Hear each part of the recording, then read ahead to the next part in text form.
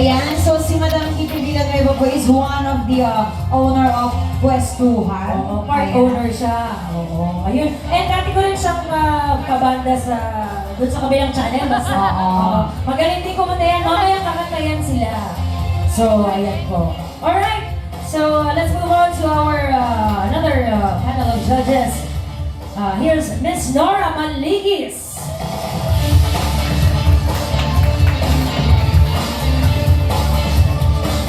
Ayan, so si Miss Nora Manligis po, alam ko mga kilalang-kilala nyo, ang nag-iisang Imelda Papi ng UAE.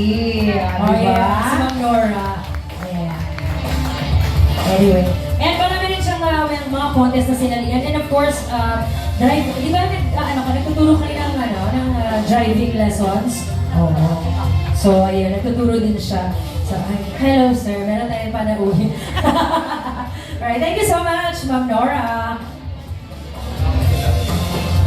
Alright, next is si Madam Liz. Ayan.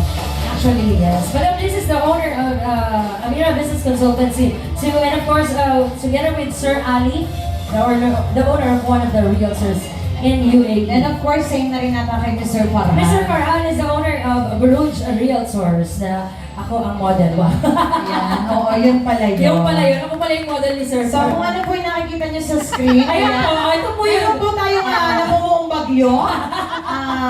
Nasa na yung ano natin. Oo. Nasa na, di ba? Dito na po, paparating na. Ito po yung Mount sa Batangas ang sasabog na. Ayan, wala. Alright. Ayan. Siguro, magsastart So, na. nagbunutan naman na yung nauna natin, di ba? Oo, kasi habang hinihintay sila, medyo, di ba, nakakahiya. So, magbilang tayo kung may number 1, kung may number 2, tama ka Oo, lang ba? sige. Yes, parang gano'n na nga ako mangyayari dahil wala pa yung iba. Oo. Ayan, hahabol na lang daw kasi yung iba mga ano pa. So, lahat pa ng nandito na contestants are prepared na? Like, nakabihis na in case na tawagin namin kayo. Di ba? Parang medyo ano naman. Update na. Update na tayo.